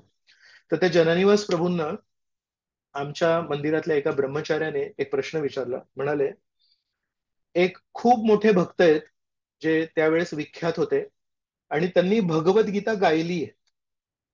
तर म्हणाले की मला ना भगवद्गीता कंठस्थ करायची आहे आणि त्यामुळे त्या भक्तांचं जे ऑडिओ रेकॉर्डिंग आहे ते मी ऐकतोय, तर ते योग्य आहे का? तर तेव्हा जननिवास प्रभूंनी प्रश्न विचारला की ते जे भक्त आहेत ते वैष्णव आहेत का? तर नक्की हे म्हणाले, हो भक्त आहेत, म्हणजे श्रीकृष्णांचे भक्त आहेत, वैष्णव आहेत ते. पण म्हणाले त्यांचा मार्ग काय आहे? तर म्हणाले त्यांचा मार्ग गौडीय मार्ग नाहीये, त्यांचा मार्ग ऐश्वर्य मार्ग आहे. ते श्रीकृष्णांना मथुरा म्हणून, मथुरामध्ये जे राजा आहेत श्रीकृष्ण त्या मार्गाने बघतात. श्रीकृष्णाने एक द्वारकाधीश म्हणून बघतात. मग तेव्हा जननिवास प्रभूंनी सांगितलं, जरी तू गीता ऐकतोयस आणि जरी तू श्रीकृष्णाचे शब्द ऐकतोयस, पण जेव्हा एक व्यक्ती बोलतो त्या व्यक्तीमध्ये त्याच्या भावना पण येतात. म्हणून म्हणाले जर तू त्यांचं श्रवणम केलंस तर हळूहळू तुझ्या हृदयामध्ये पण श्रीकृष्णांचं जे ऐश्वर्य भाव आहे त्या मार्गाकडे तू आकर्षित होऊ शकतोस आणि तुझं गंतव्यस्थान गोलोक वृंदावन मधून परिवर्तित होईल आणि तू आध्यात्मिक जगतामध्ये मथुरेला पोचशील किंवा आध्यात्मिक जगतेमध्ये द्वारकेला पोचशील. तर आध्यात्मिक जगतामध्ये जाणार आहे, दुसरा मार्ग नाही. कारण शेवटी विष्णू भक्त आहेत, राम भक्त आहेत, कृष्ण भक्त आहेत. फक्त एकच आहे की श्री चैतन्य महाप्रभू राधा राणींच्या हृदयातलं जे प्रेम धन आहे ते न भूतो न भविष्यती द्यायला आले आहेत. ते धन आपल्याला मिळणार नाही. ऐश्वर्य ज्ञान जे आहे ते तर पूर्ण जगामध्ये आहे. अरे श्रीकृष्ण परमेश्वर आहेत, परमेश्वराला आपण काहीतरी मागितलं तर आपल्याला मिळेल, तो जो स्वार्थ आहे. जरी आपण परमेश्वराची भक्ती करतो पण अनेक वेळा त्या भक्तीमध्ये स्वार्थ असतो. मी जर परमेश्वराचा जय जयकार केला तर परमेश्वर मला रक्षा करते. महाभारताच्या युद्धामध्ये काही राजांनी कौरवांची बाजू घेतली आणि काही राजांनी पांडवांची बाजू घेतली. तर कौरवांची बाजू घेतली ते काय सगळे कौरवांच्या तत्वांना मान्य नव्हते करत, पण त्यांनी कौरवांची बाजू का घेतली? त्यांनी संख्यात्मक दृष्टी बघितली. म्हणाले इथे 11 अक्षौहिणी सेना आहे, इथे 7 अक्षौहिणी सेना आहे. 11 अक्षौहिणी सेना जिंकणार आहे. मग जर कौरवांचा विजय झाला त्याच्यानंतर मला कुठल्या तरी छोट्या राज्याचा राजा बनवतील, त्या स्वार्थाने ते दिले. आणि तसंच पांडवांची बाजू काही राजांनी घेतली. त्याच्यामध्ये सगळे राजे जे पांडवांच्या बाजूने लढले त्यांना काही पांडवांचे तत्व स्वीकार नव्हते. त्यांना वाटलं आजपर्यंत भीम, अर्जुन, युधिष्ठिर यांचा कधी पराभव नाही झालाय. जरी यांची संख्या कमी आहे तरी पण मला असं वाटतं की भीम वगैरे असताना यांचीच बाजू जिंकेल, आणि जेव्हा पांडव जिंकतील तेव्हा एखाद्या छोट्या राज्याचा राजा मला बनवतील. म्हणून तत्वांवर आधारित केवळ दोनच पार्टी होते. कौरव होते ते खोट्या तत्वांवर युद्ध करत होते, पांडव होते ते खऱ्या तत्वांवर युद्ध करत होते, आणि बाकी सगळी जी संख्या होती ती स्वार्थापोटी करत होती. म्हणून पांडवांच्या बाजूने जरी कोणी लढतायत त्याच्यामध्ये श्रीकृष्णांप्रती आस्था नाहीये, श्रीकृष्णांप्रती प्रेम नाहीये, त्यांना काय स्वार्थ आहे. म्हणून जरी कोणी परमेश्वराची सेवा करत असतील पण मनामध्ये काय भावना आहे माहिती नाही. फक्त श्री चैतन्य महाप्रभूंनी आपल्याला सांगितलंय की श्री कृष्ण यांना आजपर्यंत आपण नेहमी मागितलंय. आज जेव्हा आपण इस्कॉन मध्ये आलोय आपल्याला सांगतायत आपण श्रीकृष्णांना काय देऊ शकतो, आपण श्रीकृष्णांना काय अर्पण करू शकतो. एक तुळशीचं पान देऊ शकतो का, एक फळ देऊ शकतो का, एक आपण पुष्प देऊ शकतो का, श्रीकृष्णांना थोडं पाणी देऊ शकतो का. कुठल्याही इस्कॉनच्या मंदिरामध्ये आजपर्यंत मी बघितलं नाही, आपल्या बारामतीमध्ये पण कधी बघितलं नाही. टीएमसी कधी म्हणतील आता आपल्याला खूप मोठं डोनेशन पाहिजे आणि तुम्हाला द्यायला लागेल. कधी टीएमसी कडून कधी कुठल्या मंदिरामध्ये प्रभुपादांनी सांगितलंय बळजबरीने कधी डोनेशन नाही मागत, पण म्हणतात हो भक्तांच्या सेवेसाठी आपल्याला खुर्च्या घ्यायच्या आहेत, भक्तांना बसण्यासाठी सोय व्हावी म्हणून आपल्याला हे करायचंय. ज्यांची ज्यांची इच्छा आहे ते देऊ शकतात. म्हणून आपण जरी काही मागितलं तरी आपण श्रीकृष्णांच्या सेवेसाठी किंवा श्रीकृष्णांच्या भक्तांच्या सेवेसाठी मागतो. तर इथे आपल्याला या एका मार्गामध्ये महाप्रभूंच्या गौडीय वैष्णव या मार्गामध्ये आपल्याला सांगितलंय आता ना श्रीकृष्णांना काही मागायचं नाही, आता श्रीकृष्णांना आपल्याला काहीतरी यथाशक्ती आपण जे काही देऊ शकतो ते आपण श्रीकृष्णांना द्यायचंय आणि देण्याचा गोडवा अनुभवायचा आहे. या सगळ्या पृथ्वीवर जितके आध्यात्मिक स्थान आहेत तिथे कदाचितच कोणी लोक म्हणतात अरे परमेश्वराला देण्याचा अनुभवा. अधिकांश मंदिरामध्ये सांगतात श्रीकृष्णांना ना काहीतरी मागा, आणि आमच्या मंदिरामध्ये जागृत देवता आहेत, आमच्या मंदिरामध्ये जर तुम्ही मागितलं तर एका आठवड्यामध्ये तुमची इच्छा पूर्ण होते. जर आमच्या मंदिरामध्ये तुम्ही 7 आठवडे उपवास केले तर तुमची इच्छा पूर्ण होईल. सो बेसिकली लोकांना अध्यात्मामध्ये पण तोच स्वार्थ शिकवतायत. बाहेरच्या जगामध्ये जेव्हा आपण मुलांना सांगतो अरे चांगला अभ्यास कर, कशासाठी सांगतो, अरे चांगला अभ्यास कर, चांगले मार्क मिळतील, तू मोठा माणूस होशील. म्हणजे अभ्यास करताना स्वार्थ, नोकरी करताना स्वार्थ. विचार करा आध्यात्मिक मार्गावर पण जर आपण स्वार्थ शिकवला तर ती किती मोठी अपसेवा आहे. म्हणून कमीत कमी प्रभुपादांनी आपल्याला त्यांच्या ग्रंथाद्वारे, त्यांच्या शिष्यांद्वारे, त्यांच्या प्रतिनिधींद्वारे आपल्याला शिकवलंय श्रीकृष्णांना काही मागायचं नाहीये, न मागता त्यांनी सर्व काही दिलंय, आता श्रीकृष्णांना आपल्याला द्यायचंय. तर ही जी पवित्रता आहे, हे जे पावित्र्य आहे, विचारांचं पावित्र्य, ध्येयाचं पावित्र्य, हे श्रील प्रभुपादांच्या गुरु शिष्य परंपरेमध्ये त्यांच्या शिष्यांनी टिकवून ठेवलंय. बाकीच्या परंपरेमध्ये जेव्हा आपण प्रवचन ऐकू त्या प्रवचनाद्वारे जरी भागवताचं निरूपण असेल पण हळूहळू हळू त्या भावना पण बाहेर पडतात, आणि कदाचित नकळतपणे आपलं जे गंतव्य स्थान आहे ते गोलोक वृंदावन नसून आपण दुसरीकडे कुठेतरी पोचू शकतो. विचारांमध्ये भेसळ होऊ शकते, पाण्यामध्ये भेसळ झालेली आहे, अन्नामध्ये भेसळ झालेली आहे. कमीत कमी प्रभुपादांच्या कृपेने अध्यात्मामध्ये भेसळ श्रील प्रभुपादांनी वाचवून ठेवली आहे, त्याला कुंपण लावून ठेवलंय. म्हणाले नाही भागवतामध्ये भेसळ मी होऊ देणार नाही. आणि म्हणून प्रभुपादांनी प्रवचन दिले असते. अनेक अनेक प्रभुपादांच्या पूर्वीचे जे गुरु आहेत त्यांनी पुस्तकांवर इतका भर नाही दिला बघा, त्यांनी प्रवचनांवर भर दिला.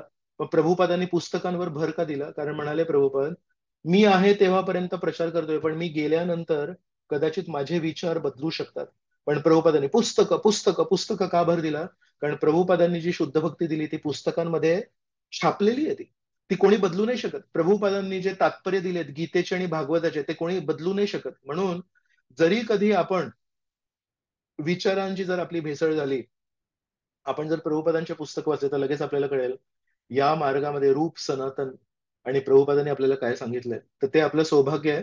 म्हणून खूप तुम्ही मार्मिक प्रश्न विचारला, की जरी भागवतावर प्रवचन असतील, जरी गीतेवर कोणी निरूपण करत असेल, पण त्याद्वारे ते कुठलं गंतव्यस्थान ऍडव्हर्टाईज करतायत ते आपल्याला माहिती नाही. तर चांगलं आहे की आपण रूप गोस्वामी, सनातन गोस्वामी, जीव गोस्वामी, भक्ती सिद्धांत सरस्वती ठाकूर प्रभुपाद, एसी भक्तिवेदांत स्वामी श्रील प्रभुपाद यांच्या वाङ्मयावर जर आपण भर दिला आणि त्यांच्या गुरु शिष्य परंपरेमध्ये ऐकलं, तर आपण एक आपला विमा असेल, विमा.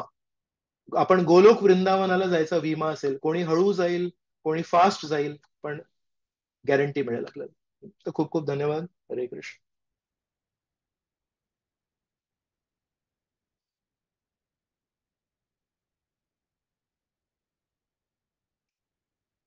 म्यूट आहे, पण मला आवाज ऐकू येत नाहीये काही.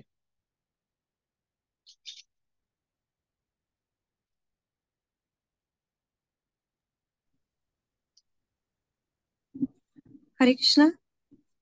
येस, हरे कृष्ण. हा, दंडवत प्रणाम प्रभूजी.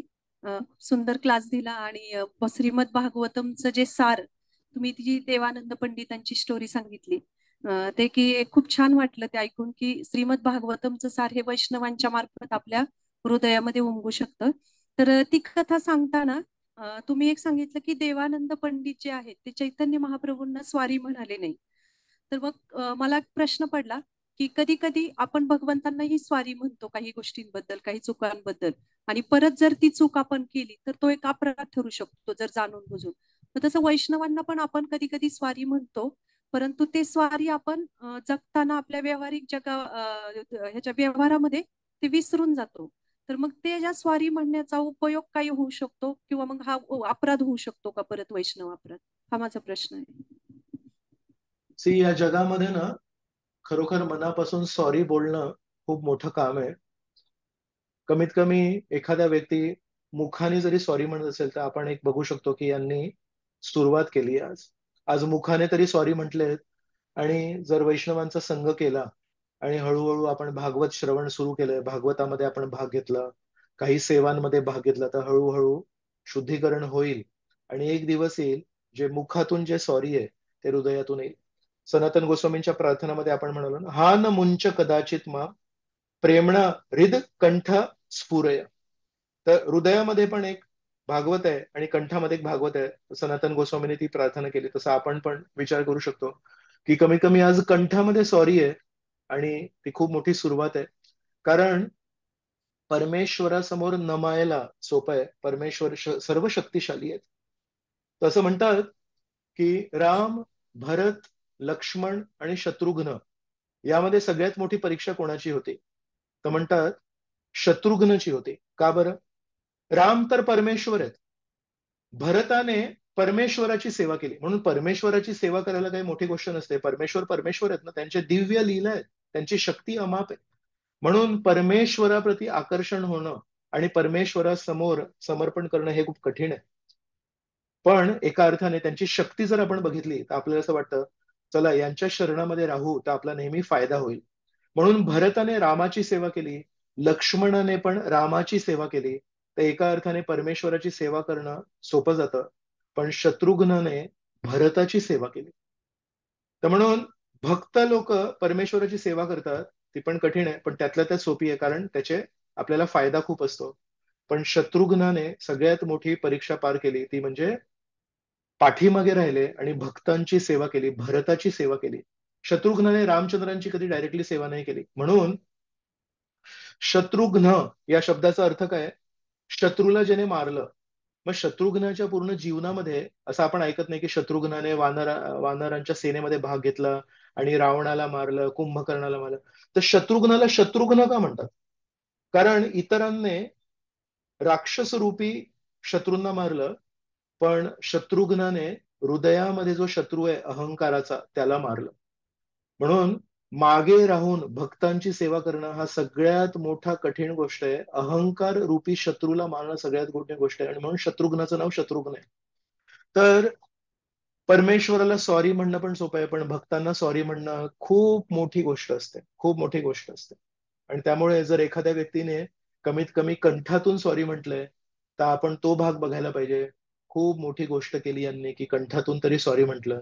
आणि हळूहळू हळू जर त्यांनी मार्ग सोडला नसेल तर आपण म्हणू शकतो की कंठातला सॉरी एक दिवशी हृदयात पण जाईल आणि हृदयातून सॉरी म्हणतील. तर आपण वास्तविकता बघायला पाहिजे. वास्तविक पद्धतीने सॉरी म्हणणं खूप कठीण आहे. हृदयातून सॉरी म्हणणं कठीण आहे. म्हणून लहान मुलांना आई वडील नेहमी शिकवतात सॉरी म्हण. मी बघितलंय कधी चुकून पाय कोणाचा पायाला लागतो, मुलं खेळत असतात आणि मुलांना तेवढी जाणीव नसते. मग आई म्हणते सॉरी म्हण. मुलगा नाही म्हणत सॉरी. मुलगा म्हणतो काय मी मुद्दामून नाही केलं, मग सॉरी कशासाठी म्हणू. आई म्हणते नाही, ते मोठे, ते आपल्या घरी पाहुणे म्हणून आले आहेत आणि तू नुसतं इकडे तिकडे धावतोय, सॉरी म्हण. तर तो बळजबरीने सॉरी म्हणतो. पण त्याच्यामध्ये आई समाधान मानते, वडील समाधान मानतात. आई वडील म्हणतात कमीत कमी यांनी हट्ट नाही केला, नाही म्हणणार, मी मुद्दामून लावला का पाय, नाही. तो म्हणतो ठीक आहे बाबा तुम्ही म्हणताय ना, सॉरी म्हणतो, सॉरी अंकल, ठीक आहे चला पळतो. तो परत त्याचं पळणं सुरूच असतं. त्याच्यामध्ये आई वडील काय म्हणतात, हृदयापासून सॉरी म्हणणं कठीण आहे, कमीत कमी आज याने तोंडाने तरी सॉरी म्हटलं आणि जेव्हा मोठा होईल तेव्हा याला लक्षात येईल की हृदयापासून म्हणायला पाहिजे. तसं आपण पण त्या आई वडिलांसारखं आपण त्या सॉरी मध्ये मानून घ्यायचं की कमीत कमी आज या मुलाने चुकीने जरी पाय लागला असेल आणि जरी तो हट्ट करतोय की मी मुद्दामून कुठे लावला, तरी पण कमीत कमी मुखाने तरी सॉरी म्हटलं आणि उद्या हा जेव्हा मोठा होईल तेव्हा हृदयापासून सॉरी म्हणेल. हरे कृष्ण. आपण इथे विराम देऊया. जय श्रीमद भागवत महापुराण की जय, श्रील प्रभुपाद की जय, बारामती वडगाव भक्त वृंद की जय. हरे कृष्ण. सर्वांप्रती खूप खूप आभार. तुम्ही एवढ्या बहुसंख्येने आज इथे उपस्थित आहात. खूप छान वाटलं आणि दर रविवारी आपण नक्की प्रयत्न करूया. हरे कृष्ण. हरे कृष्णा. नंदुराव प्रभूंनी आज आपल्यासाठी एवढा वेळ काढला आणि भागवतम क्लास दिला त्यांच्या बिझी शेड्यूल मधून. तर आपण 3 वेळा हरिबोल करून त्यांचे आभार मानूया. हरी बोल. जय श्रील प्रभुपाद की जय.